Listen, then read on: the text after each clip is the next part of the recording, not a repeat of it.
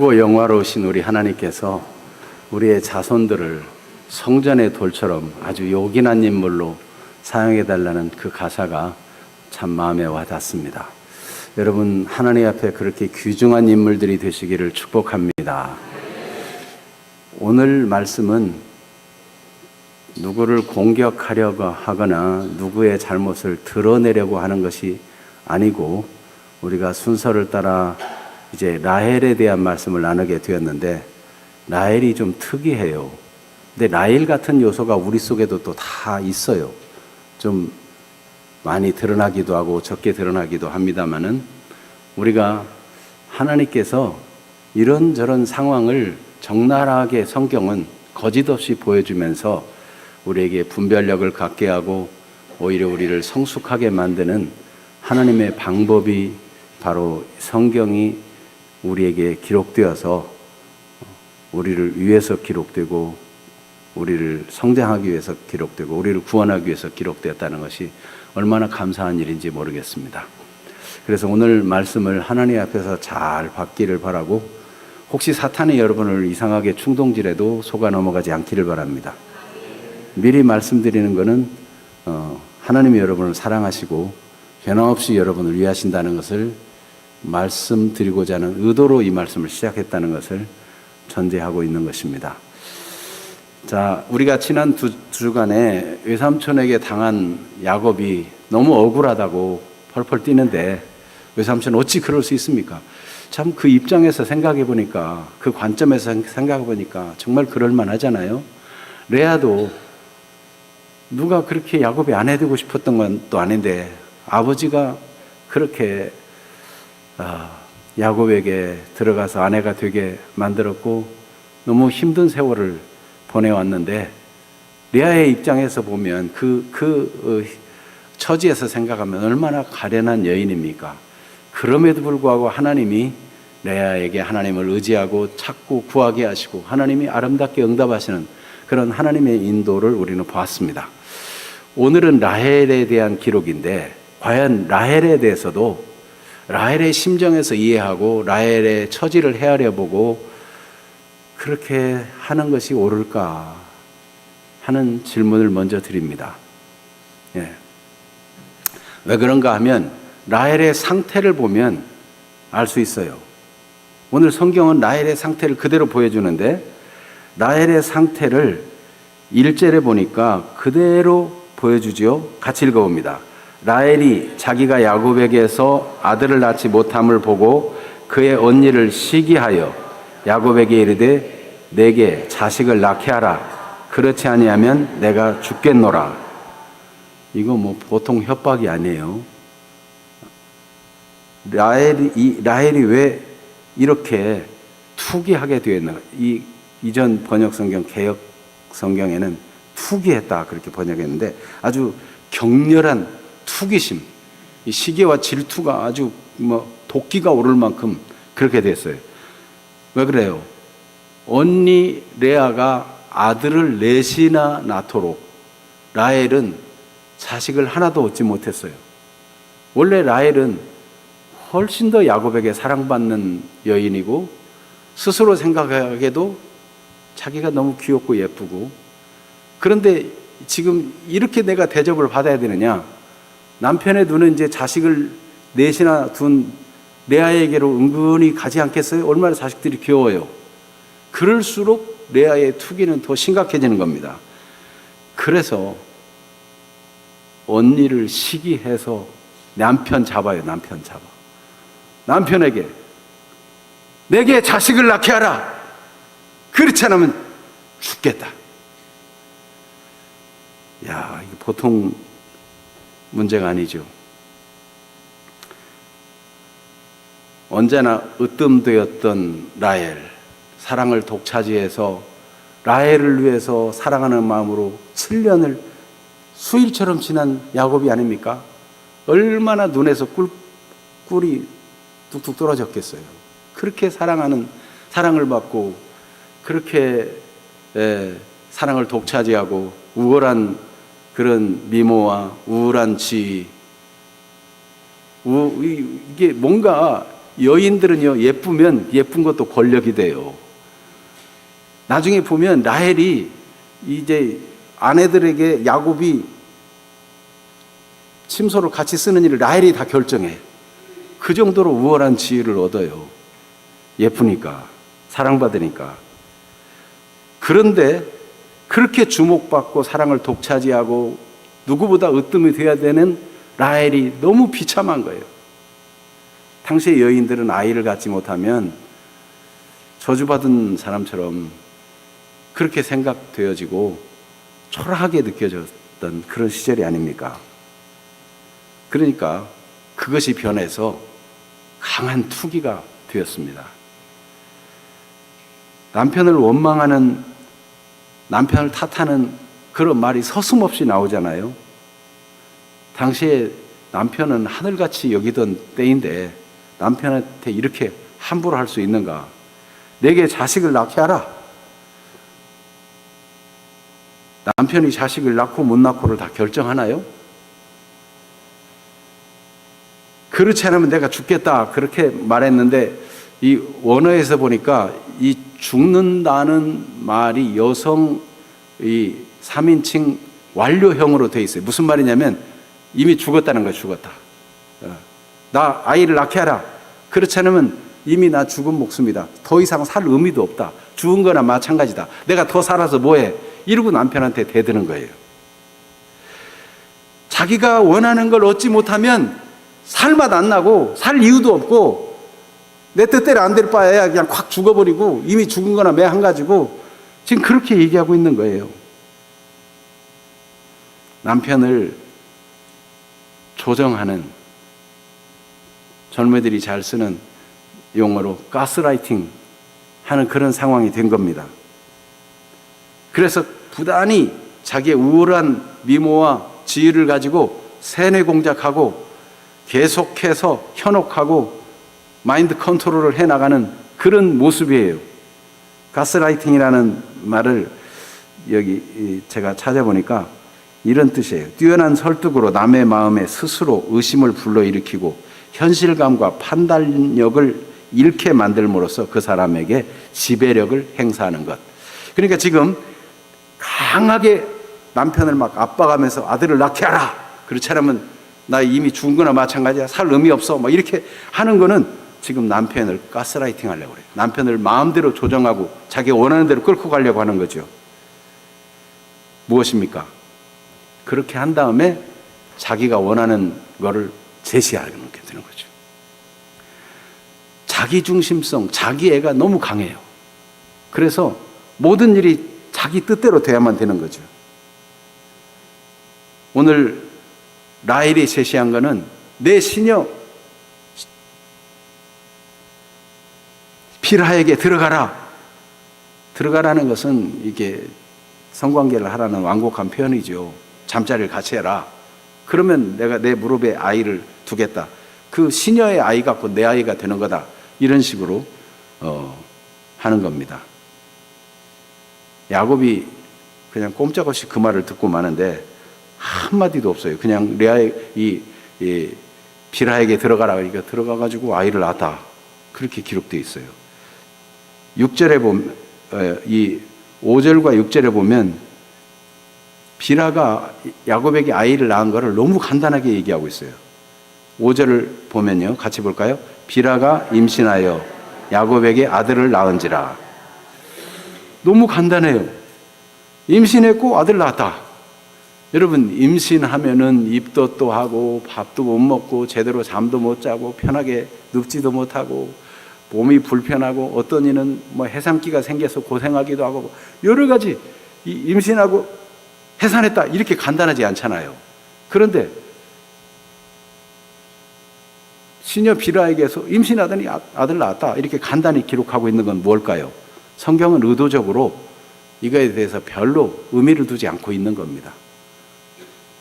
여러분, 본처 왜 어디 가서 딴 여자 만나가지고 혼의 자식을 낳았다. 아니, 남들은 뭐 시험관 하기를 하니 뭐 애를 낳으려고 그렇게 애쓰는데 간단히 그냥 애를 낳고 마는 그런 경우 있잖아요. 하나님이 생명을 주신다는데 저건 뭐고 이건 뭐야? 뭐 이런 생각도 들 수 있겠죠. 근데 성경은 그것까지 다 얘기하려면 너무 넓게 나가는 거고요. 여기 성경은 라헬의 시녀 비라가 아이를 낳은 거를 별로 의미 없이 덤덤하게 그냥 슬쩍 지나가고 맙니다. 근데 라헬을 보세요. 라헬은 얼마나 의미를 부여하는지 몰라요. 6절 같이 읽어봅니다. 라헬이 이르되 하나님이 내 억울함을 푸시려고 내 호소를 들으사 내게 아들을 주셨다 하고 이로 말미암아 그의 이름을 단이라 하였으며, 또 라헬의 시녀 비라가 다시 임신해가지고 또 아이를 낳았는데, 이 성경은 이렇게 그냥 임신해서 아이를 낳았다 이렇게 간단히 그냥 기록하고 있는데, 라헬은 의미 부여를 얼마나 강하게 합니까? 8절 라헬이 이르되 내가 언니와 크게 경정하여 이겼다 하고 그의 이름을 납달리라 하였더라. 라헬은요, 내 억울함, 내 호소, 내 아들 전부 자기 중심적이에요. 그러니까 지금 언니 레아하고 경쟁 관계에 있는 것이고 투기 상대로 생각하고 있는데, 이름은 하나님 했지만은 완전 자기중심적이고 육신적인 그런 말이 가득 차 있어요. 우리가 레아를 살펴본 데는 레아는 하나님께 부르짖고 기도하고 하나님이 그를 긍휼히 여기셔서 자식을 줌으로 하나님의 은혜를 간증하는, 고백하는 그런 신앙 고백적인 내용이 많이 나오지 않아요? 라헬은 얼마나 독한지 몰라요. 내 억울함을 푸시려고 내 호소를 들으사 내게 아들을 주셨다. 그래서 하나님이 판단해 준 것이다. 그리고 아들 이름도 단이라고 지어요. 그 다음에 낳은 아들은 언니하고 크게 경쟁해서 격렬하게 싸우듯이 막 경쟁을 해가지고 내가 이겼다. 그래서 납달리. 이 납달리라는 이름을 듣기만 해도 레아가 기죽어. 근데 실상은요, 기죽을 일이 아니에요. 언니 레아는 자기 몸에서 아들을 넷이나 얻었거든요. 진 게 아니에요. 라헬은 자기 시녀의 몸에서 아들 둘 낳아놓고는 자기가 언니하고 싸워 이겼다고 막 이름을 내가 이겼다 하고 이름을 지어놔요. 그러니까 납달리 부를 때마다 레아가 이거 충격이에요. 꼭 진 것만 같아. 왜냐하면 자기가 자꾸 이겼다고 해놓으니까 우기면 말이에요, 진 것 같아. 네. 그런 입장이 된 거예요.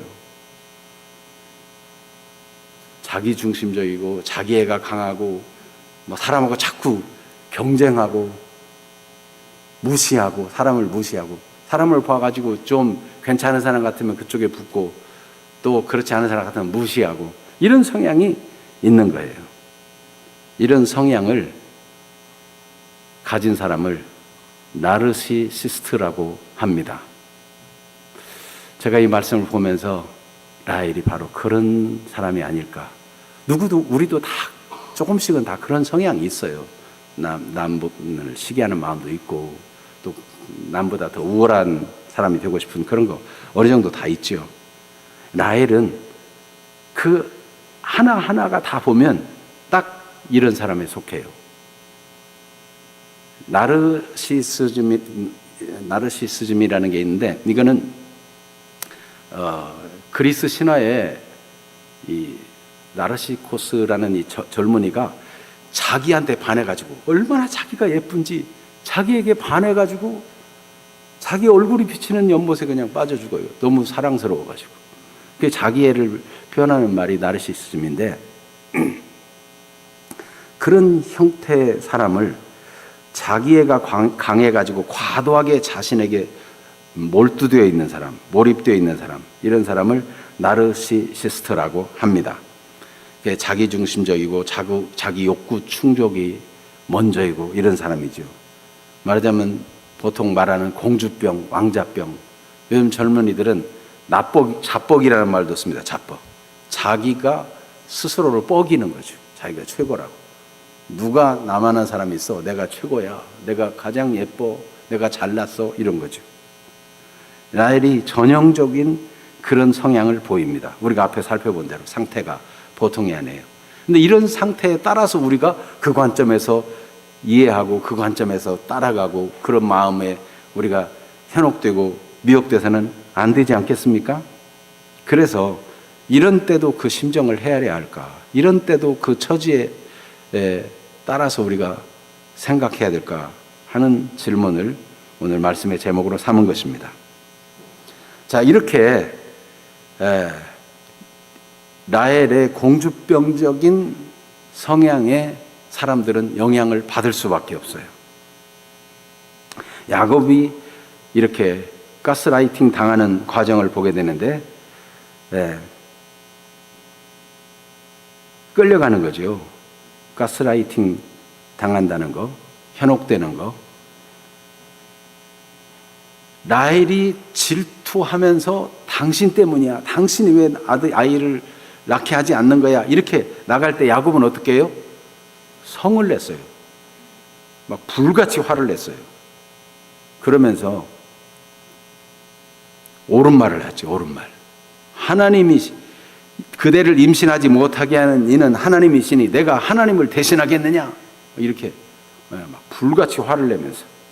그런데 여러분 부부간에 서로 다툴 때 옳고 그름을 잘 헤아리는 것이 중요하던가요? 주로 감정 싸움이에요. 감정 싸움. 아내가 막 이렇게 나올 때는 내가 너무 힘들어 죽겠는데 나 좀 이해해달라 그런 얘기거든요. 그런데 야곱은 옳은 말만 해. 라헬이 얼마나 힘들까 그 하나 이해해주지 못하고 아니 잉태하게 하는 이는 하나님이시지 내가 하나님이냐? 내가 하나님을 대신하겠느냐? 그렇게 성을 내고 나니까 이제 이 가스라이팅 하는 사람이 주도권을 쥐게 되는 거예요. 저쪽에서 성을 냈으니까 이쪽에서 뭔가 보상을 요구하게 되는 거죠. 그러니까 이 라헬이 딱 비라 얘기를 꺼내는 겁니다.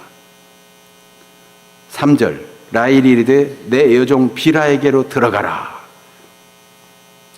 여기서 원어에는 보라라는 단어가 하나 있습니다. 힘내 비라 보라.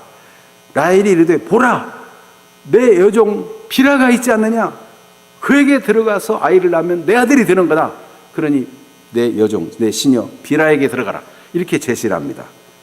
그러니까 결국 화를 냈던 야곱은 거기에 끌려가고 말아요. 아무 소리 못하고 비라에게 들어가서 아들을 낳는 야곱의 이 모습을 보게 됩니다. 가스라이팅 하는 사람들은 이렇게 교묘하게 사람들을 조정하고 이용하는 그런 모습을 보입니다. 여러분 직장에서 우월한 위치에 있는 상사가 그 우월한 지위를 가지고 여러분을 가스라이팅 할 수 있어요. 집에서 아내가 실권을 주고 가스라이팅 할 수 있어요. 남편을. 남편이 우월한 지위를 가지고 아내에게 그렇게 할 수 있어요. 부모가 그 우월한 지위를 가지고 자녀에게 그렇게 할 수 있어요. 여러분 이럴 때 우리는 내가 지금 가스라이팅 당하고 있구나. 내가 지금 원치 않는 방향으로 끌려가고 있구나. 이러면서도 내가 여기서 무슨 말하면 저 사람하고 불편하게 되겠지. 모든 사람하고 평화를 평화롭게 해야 돼. 이런 마음 때문에 그냥 실실 웃고 말고 아무 소리 않고 있고 이러면 계속 무시를 당하고 계속 끌려가는 거예요. 그럴 때 어떻게 해야 될까요? 여러분 야곱은 내가 하나님이냐 이러고 그렇게 나왔는데 어느 나라에 90년이나 결혼해서 해로한 부부를 만나가지고 한 사람이 인터뷰를 했대요. 할아버지에게 할아버지 젊은이들에게 권한다면 결혼 상대로 어떤 사람을 구하는 게 좋을까요? 이 할아버지가 뭐라고 대답했겠어요? 이 할아버지가 이렇게 말했답니다. 젊은이, 묻지도 따지지도 말고 무조건 내가 미안해. 그렇게 말할 수 있는 여인을 아내로 삼으면 평생 해로한다라고 말해주더랍니다. 무조건 미안해 이렇게 말할 수 있는 대상은 진짜 사랑하는 사람이죠. 아마 이 상황에서 야곱이 라헬 미안해 그렇다고 하면 잘못된 걸까요? 그 미안하다는 이유는 내가 아이를 낳을 수 있는데 아이를 허락하지 않았으니까 미안하다는 그런 뜻이 아니잖아요. 그의 아픈 심정을 이해해 주면서 미안해. 그렇지만 내가 미안하다는 의미는 내가 더 기도하고 하나님의 은혜를 구하지 못했어. 그런 점이 미안해. 구분하는 거예요. 무조건 끌려가는 게 아니에요. 그러면서 이제 이야기를 할 수 있죠. 우리 할아버지 아브라함은 할머니 사라가 여종 하가를 통해서 자식을 낳아라 할 때 그렇게 했다가 우리 할아버지가 얼마나 집안에 풍지박산되고 고생했는지 몰라. 하갈에게서 이스마엘을 낳고 이스마엘이 이 하나님의 언약 중심의 사람이 아니고 그래서 얼마나 고생했는지 몰라. 여종에게 들어가는 건 이미 우리 할아버지가 경험했거니와 옳지 않아. 이렇게 말해줄 수 있어야 되죠. 그리고 우리 할아버지에게 하나님이 자식을 주겠다고 약속했지만 25년이나 기도하며 기다려야 했어. 하나님의 때가 있고 하나님이 언제나 오르신 거야. 우리가 다시 한번 기도해보자. 이렇게 타이를 수도 있겠죠. 아버지의 예를 들을 수 있어요. 우리 아버지 이삭은 결혼하고 20년 동안이나 자식이 없었어. 창세기 25장에 나오는 대로 이삭이 아내가 아이를 갖지 못함으로 하나님께 진실하게 간절히 기도합니다. 그랬더니 하나님이 들으시고 아들을 주셨다고 성경은 기록하고 있어요. 그래서 우리가 기도해보자 이렇게 나올 수 있겠죠. 끌려가지 않고. 야곱은 아무 생각도 없는 것처럼, 아니면 뭐 열여자 싫다는 남자 어디 있어 그래서 그렇게 한 걸까요? 가스라이팅 당하고 있는 거예요. 야곱이 좀 측은하지 않나요? 여러분, 아내에게 조정당하면서 남편이 원치 않는 대로 속상하면서도 끌려가고, 아내가 원치도 않으면서 남편이 가스라이팅 하기 때문에 끌려가고, 여러분 어떤 모임에서 자기는 그런 것도 아닌데 억울하게 끌려다니면서 늘 속상해하고 그런 일 없나요? 여러분, 그럴 때 어떻게 해야 되겠어요? 뭔가 나를 깔아뭉개듯이 무례한 말을 하고 뭔가 이렇게 그런 가스라이팅 하는 것이 느껴지는 말을 들을 때 어떻게 대답하면 좋을까요? 보통은 아무 소리 않고 좋게 좋은 게 좋은 거니까 하고 그냥 입을 다물고 있거나 그냥 비굴하게 웃고 말면은 만만하게 봐가지고 계속 그렇게 공격한다고 합니다. 그런 때는 던져준 말을 돌려주는 게 좋대요. 어떻게? 지금 저에게 하신 말씀이 무슨 뜻이죠? 어떤 의미에서 그렇게 말씀한 거죠? 그러면 본인이 지금 무시해서 말했을 경우 굉장히 당황하게 되는 거죠.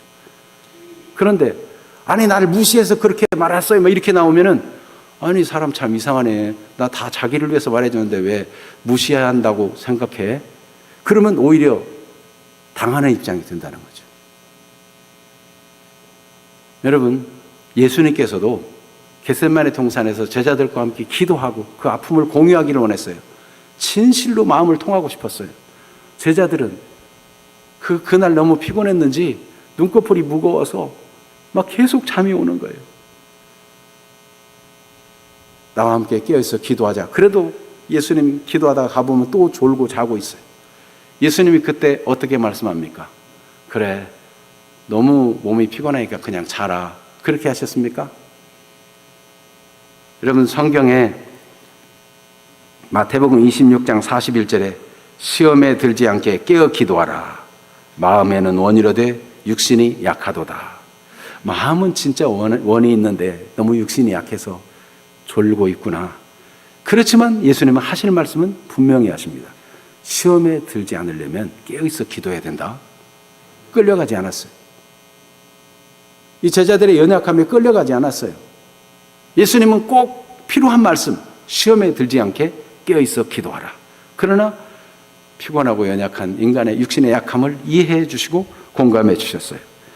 라헬이 그렇게 분노하고 질투가 나고 그 우월하고 사랑받던 여인이 지금 이런 마음이 생긴 것에 대해서 이해할 수 있습니다만 끌려가지 않는 게 좋겠죠. 야곱은 성을 내고 말았습니다만 야고보서 1장 20절 말씀에 보면 사람이 성내는 것이 하나님의 의를 이루지 못하느니라 그랬습니다. 여러분, 특별히 여러분을 가스라이팅하는 사람이 있다면, 우월한 지위에서 여러분을 자꾸만 그렇게 조정하고 이용하려 하는 사람이 있을 때는 성내거나 비굴하게 웃거나 자기 판단을 가지고 그에게 말하면 지는 겁니다. 던져준 말을 돌려주면서 무슨 의미인지 본인이 설명하도록 하면 이 사람 함부로 대할 사람이 아니네, 조심하게 됩니다.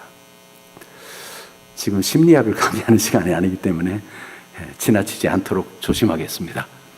여러분, 지금 왜 이런 말씀을 드리고 있는가 하면 우리가 사는 세상에는 그런 일이 많아요.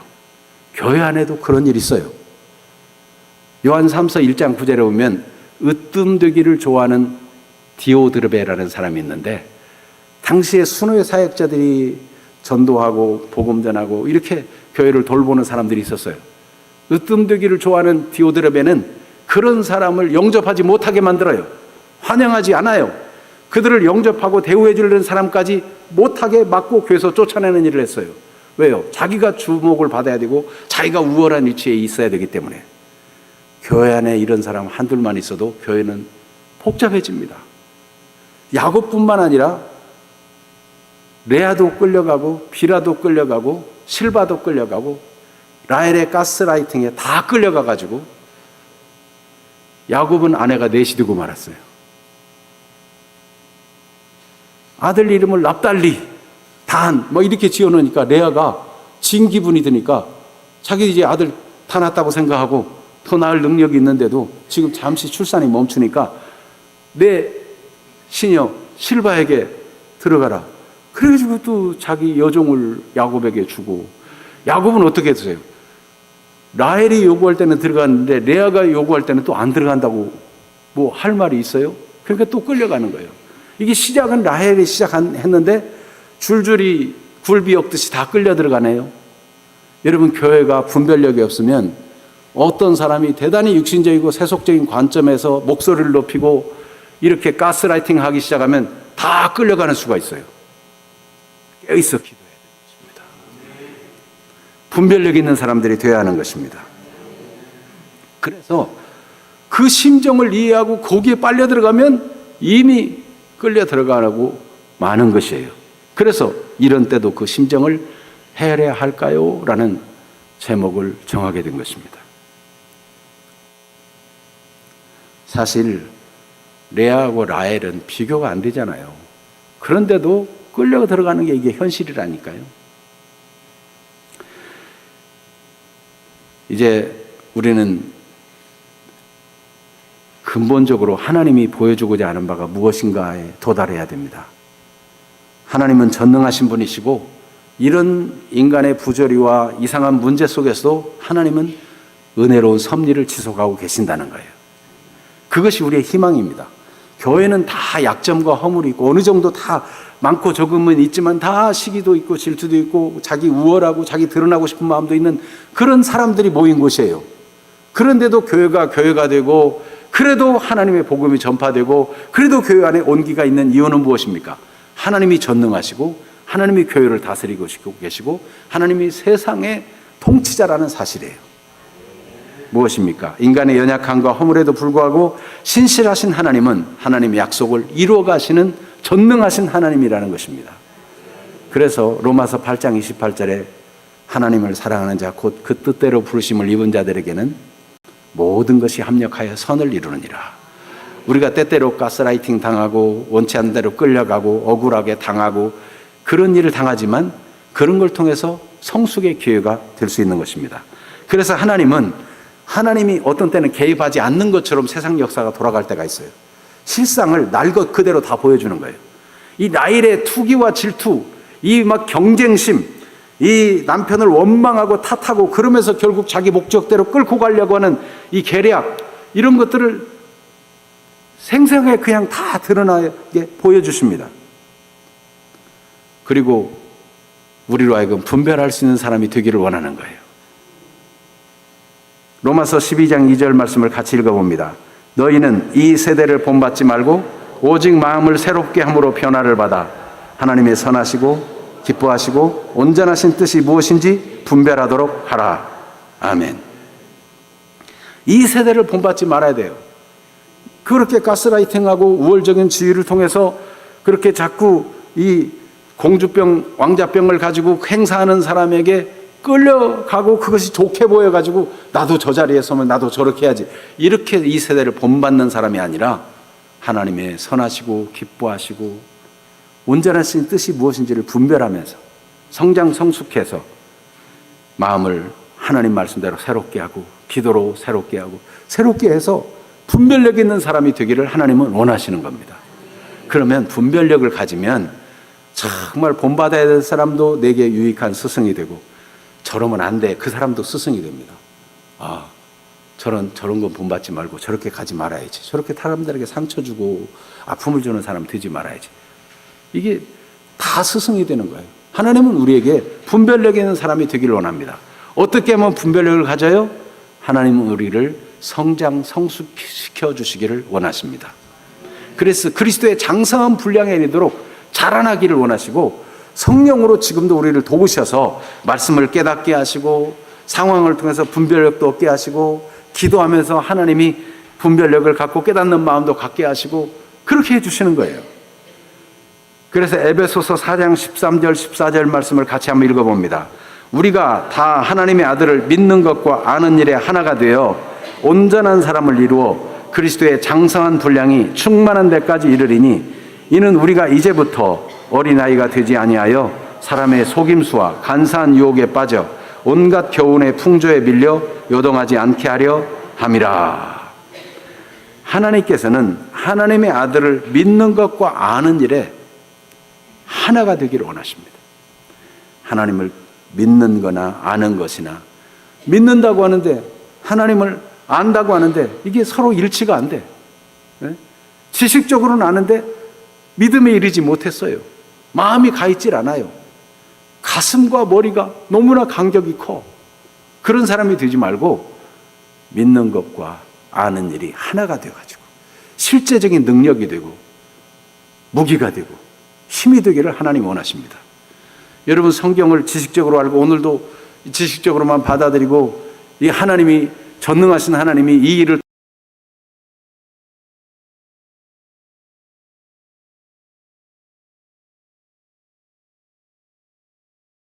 하나님 의지하는 그 믿음을 가지고 그 지식을 가지고 실생활 속에서 어떤 일을 만나도 하나님을 신뢰하는 성숙한 사람이 되기를 하나님이 원하시는 것입니다. 그렇게 해서 그리스도의 장성한 분량, 그리스도께서는 그 숱한 모욕과 그 가스라이팅을 당하면서도 주님은 우리를 구원하기 위해서 다 알면서도 당하시고 십자가를 지신 거예요.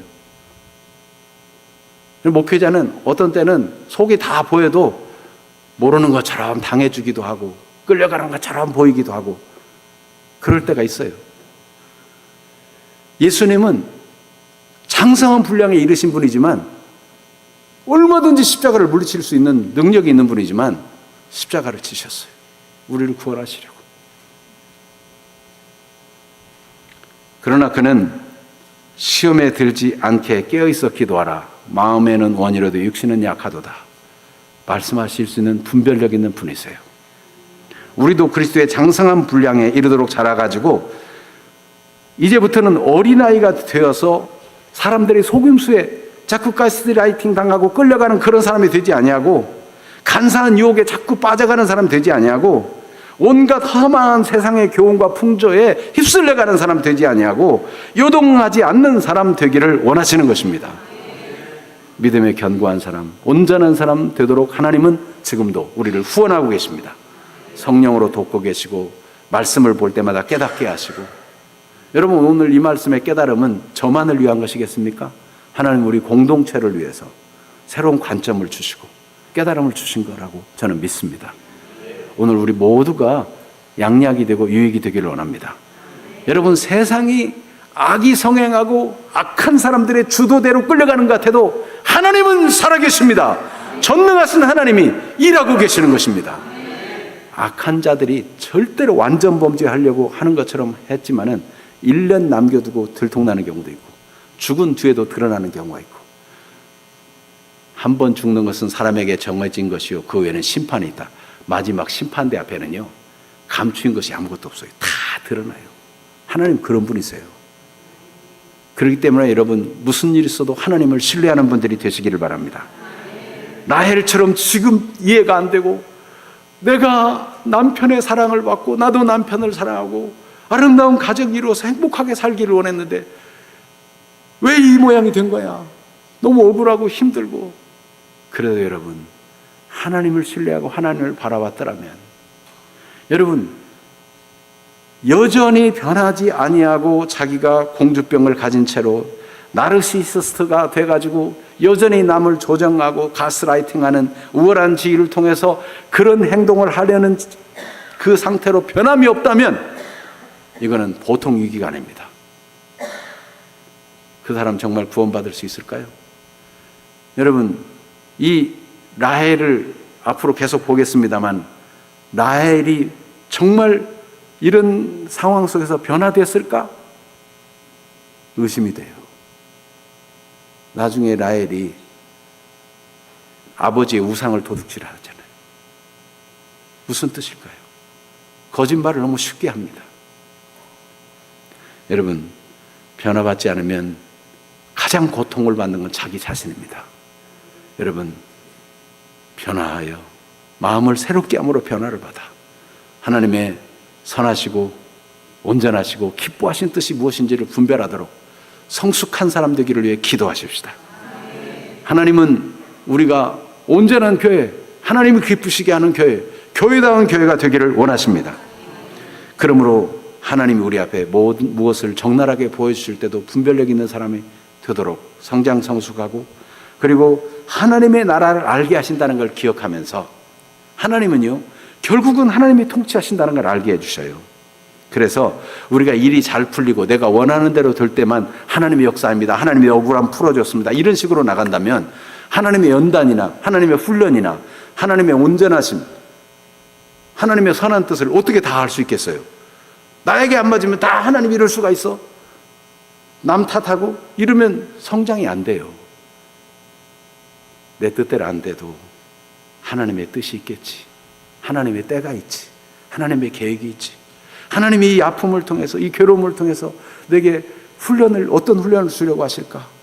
내가 이 부분에 대해서, 이 아픔을 통해서 성장하기를 원하는 부분은 무엇일까? 이렇게 마음을 새롭게 함으로 하나님 앞에 생각하고 변화를 가진다면 하나님의 잘 다스림받는 사람이 될 것입니다. 우리가 하나님의 일에 복종하고 주님을 사랑하는 그런 사람들 되기를 바랍니다. 예수님은 오늘 누가복음 3장에 보니까 세례받지 않아도 될 뿐이에요. 그런데 세례 요한에게 가서 세례를 받습니다. 그것은 인간의 죄를 담당하고 죽겠다고 하는 작정이고 이 하나님의 뜻에 대한 복종의 표시인 거예요. 여러분, 하나님을 순종하고 복종하는 것은 억울한 일이 아닙니다. 우리를 사랑하시는 아버지께 즐거움으로 복종하고 헌신하는 일은 가장 복된 일이에요. 온전히 우리를 사랑하여 독생자까지 아끼지 아니하신 그 하나님의 사랑, 그 은혜 앞에 내 자신을 내어드립니다. 하나님 앞에서 훈련되고 준비되고 하나님의 통치를 알기를 원하고, 이것은 가치 있는 일이에요. 라헬로 남아있지 않기를 바랍니다. 변화되고 성숙해서 하나님의 하시는 일을 알고 하나님을 무조건 신뢰할 줄 알고 진짜 믿음의 사람으로 살아가서 주님 언제 오셔도 아멘 주 예수여 오시옵소서 기꺼이 맞이할 수 있는 그런 사람 다 되시기를 축복합니다. 이사야 25장 1절에 보면 우리 같이 한번 읽겠습니다. 이사야 25장 1절. 여호와여 주는 나의 하나님이시라. 내가 주를 높이고 주의 이름을 찬송하오리니 주는 기사를 옛적에 정하신 뜻대로 성실과 진실함으로 행하셨음이라. 하나님의 일은요, 하나님이 정하신 대로 성실과 진실을 가지고 행하시는 분이라는 거예요. 그러니 하나님을 찬송할 것밖에 없다. 하나님을 찬송하는 거예요. 우리가 이해가 되든 안 되든 간에 하나님이 하시는 일을 믿는 사람 되시기를 바랍니다. 하나님은 계획적으로 하나님의 때에 그리스도를 세례 요한보다 6개월 전에 보내시고 사람들이 회개하게 하시고 준비된 회개한 심령에 복음이 들어가게 하시고 하나님은 철저하게 그렇게 역사하겠어요. 회개함도 없고 뉘우침도 없고 변화도 없는 신앙생활은 진짜가 아닐 수 있어요. 여러분, 죄는 회개하고 버리고 하나님께 즐겨 복종하는 사람으로 살아서 넉넉히 구원받는 사람, 승리의 사람들이 되시고 이 은혜를 널리 전파하는 주인공들이 되기를 축복합니다. 예수님은 꿈꾸는 게 있어요. 그걸 미리 선포했어요. 너희는 세상의 빛이다. 너희는 세상의 소금이다. 산 위에 있는 동네가 숨기지 못하는 것이 아니냐. 등불을 켜는 목적이 상 아래나 말 아래 두려 함이냐? 등경 위에 두려 함이 아니냐? 빛이라고 빛을 준 게 아니냐? 너희가 바로 그렇다. 우리 주님이 말씀하십니다. 여러분, 연예인들 중에 예수 믿는 사람이 많은 이유가 무엇입니까? 연예인 중에 신실한 그리스도인들이 꽤 있어요. 선한 영향력을 펼치고 있어요. 정치계에도 신실한 우리 그리스도인들이 들어가야 되고, 의료 분쟁 나라의 시끄러운 모습 보세요. 의사들 중에도 신실한 그리스도인이 들어가야 되고, 교사들 중에도 신실한 그리스도인이 들어가야 되고, 체육계 선수들 중에도 신실한 그리스도인. 여러분, 우월한 지위가 되고 자기가 선수가 되고 이러니까 밑에 있는 그런 사람을 성희롱하고 자기 나름대로 가스라이팅하고 이런 일이 뉴스에 비일비재하지 않습니까? 주의 사랑하는 성도들이여, 우리 믿음으로 성장 성숙해서 하나님이 원하시는 각 분야에 들어가서 빛을 발하는 사람이 되십시다.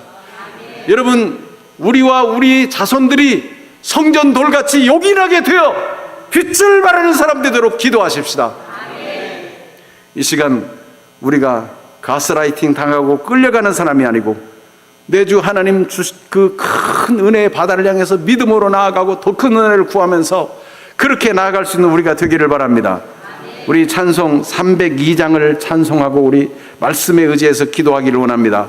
302장 찬송. 내주 하나님 넓고 큰 은혜는 저 큰 바다보다 깊다. 너 곧 닷줄을 끌러 거기 지금 매여 있지 말고 깊은 데로 저 한가운데 가보라. 언덕을 떠나서 창파에 배 띄워 내 주 예수 은혜의 바다로 내 마음껏 저어가라. 왜 너 인생은 언제나 거기서 저 큰 바다 물결 보고 그 밑 모르는 깊은 바닷속을 한번 헤아려 안 보고 여전히 낮은 데서 팔장구나 치고 있느냐? 언덕을 떠나서 창파에 배를 띄워 나가라. 많은 사람이 얕은 물가에서 저 큰 바다 가래다가 저 작은 파도 보고도 마음이 졸여서 못 가고 있는데 너희도 그러느냐? 아니다. 언덕을 떠나서 창파에 배를 띄워서 내 주 예수 은혜의 바다로 마음껏 저어가라. 얼마든지 성숙하고 얼마든지 하나님이 쓰시는 자리로 준비되어 가라. 하나님은 우리를 그렇게 세우기를 원하십니다. 302장 믿음으로 찬송하겠습니다. 302장 같이 찬송합니다.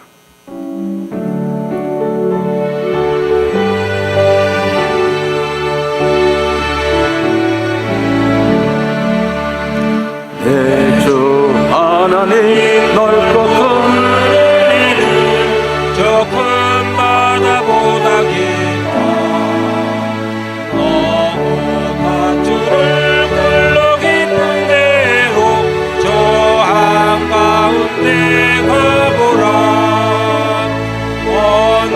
언덕을 떠나서 창가에 배 띄워 내 주 예수 은혜의 바다로 내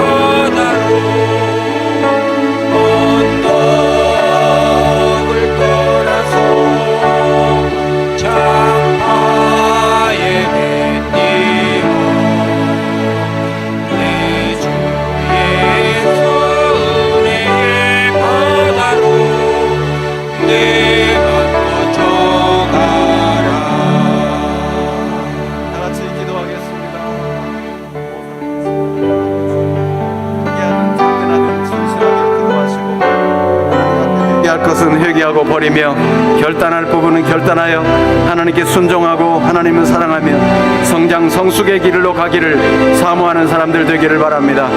여러분이 크게 하든 작게 하든 진실로 기도하기를 바랍니다. 살아계신 하나님 우리